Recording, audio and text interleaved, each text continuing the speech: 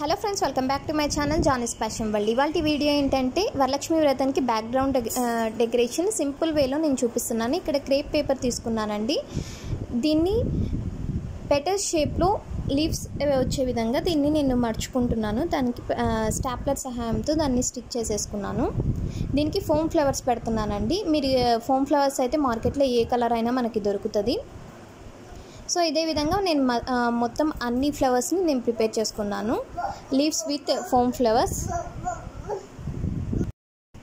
ఇప్పుడు ఇక్కడ నేను ఇది వెల్వెట్ షీట్ తీసుకున్నానండి. ఈ వెల్వెట్ షీట్కి నేను ప్రిపేర్ చేసుకున్న ఈ ఫోమ్ ఫ్లవర్స్ విత్ లీవ్స్తో నేను ఇక్కడ స్టిక్ చేసేసుకుంటున్నాను. డబల్ సైడెడ్ టేప్తో రెండింటిని స్టిక్ చేసేసుకుంటున్నాను.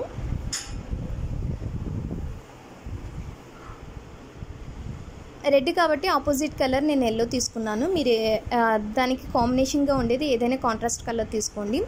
నేను చిన్నదిగా వినాయకుడు తీసుకుంటున్నాను. ఇక్కడ షైనింగ్ బోర్డ్లో ఈ విధంగా డ్రా చేసుకొని వినాయకుడిని కట్ చేసేసుకొని వెల్వెట్ షీట్ మీద స్టిక్ చేసుకోవడానికి మీరు కావాలంటే పెద్దదిగా కూడా మీరు డ్రా చేసుకొని స్టిక్ చేసుకోవచ్చు.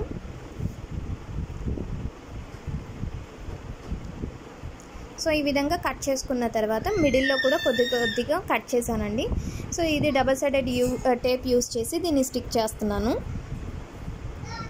మీరు కరిషం కొంచెం హైట్లో పెట్టాలి అనుకున్నప్పుడు కొద్దిగా పైన పెట్టుకోండి, లేకపోతే మిడిల్లో దీన్ని స్టిక్ చేసేసుకోండి. సో డబల్ సైడెడ్ మొత్తం టేప్ స్టిక్ చేసేసి నేను ఇప్పుడు వెల్వెట్ షీట్కి అంతా స్టిక్ చేసేస్తున్నాను. ఇక్కడ నేను పాంపామ్ క్రీపర్స్ తీసుకుంటున్నానండి. ఈ పాంపామ్ క్రీపర్స్ని స్టాప్లర్ సహాయంతోనే దీన్ని అటాచ్ చేశాను. ఇక్కడ కూడా ఈ క్రీపర్స్కి అడుగు భాగాన నేను గంటల్లాగా ఈ గోల్డ్ షైనింగ్ బోర్డే యూస్ చేసుకొని గంటలు ప్రిపేర్ చేస్తున్నానండి.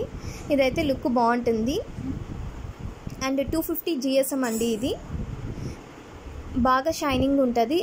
దూరం నుంచి చూస్తే కన్నా అచ్చం గంటల్లాగే ఉంటుంది. సో గంట షేప్లో నేను ఈ విధంగా ఫోల్డ్ చేసి స్టాప్లర్ సహాయంతో ఈ విధంగా స్టిక్ చేసేస్తున్నాను. ఇప్పుడు బెల్ షేప్లో దీన్ని కట్ చేసేసుకుంటున్నాను. ఎక్స్ట్రా అంతా కట్ చేసేసి బెల్ షేప్లో వచ్చేటట్టు దీన్ని కట్ చేసేసాను. సో 2 పాంపామ్ క్రీపర్స్కి కూడా ఇదే విధంగా నేను అటాచ్ చేశాను.